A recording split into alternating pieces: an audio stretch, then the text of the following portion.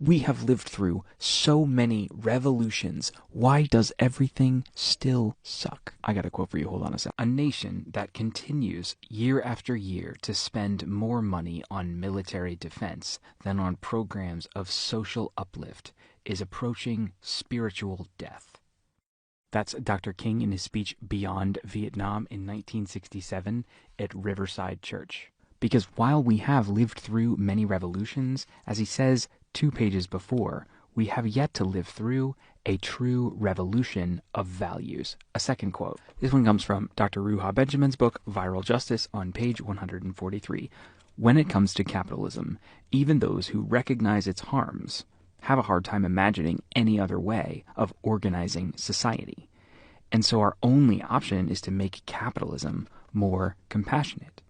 But wouldn't it be a good idea to start reimagining material and social values, centering both on shared prosperity and well-being rather than private accumulation and institutionalized greed? She continues. This entails demanding concrete policies through collective action, policies like universal basic income, a federal job guarantee, baby bonds, canceling student debt, a 4-day work week, paid vacation, guaranteed sick leave, and disability accommodations. Some of these policies might sound wild to you, but Dr. King argued for versions of them in 1967. However, we collectively as a society seem to be unwilling to embrace these kinds of economic policies that help individual people using collective resources. So to that end, I want to actually read you a different quote. Still 1967, this time in Atlanta in a speech, Where Do We Go From Here?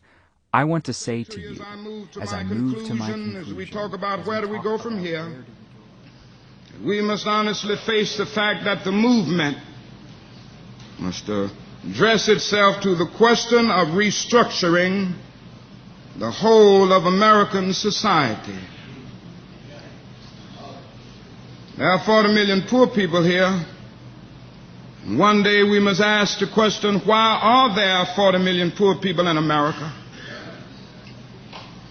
And when you begin to ask that question, you're raising a question about the economic system, about a broader distribution of wealth. When you ask that question, you begin to question the capitalistic economy.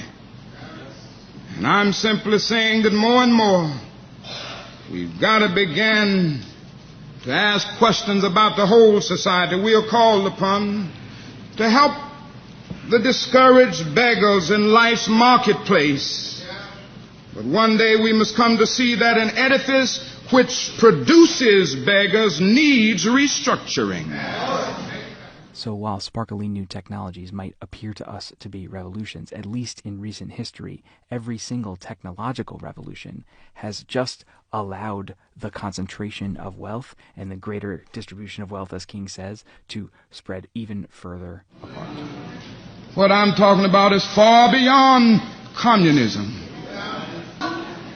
What I'm saying to you this morning, communism forgets that life is individual.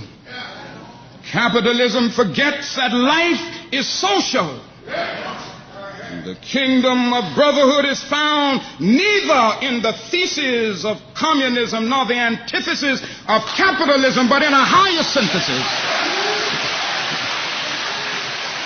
At least where I'm from, we call that democratic socialism. Happy reading.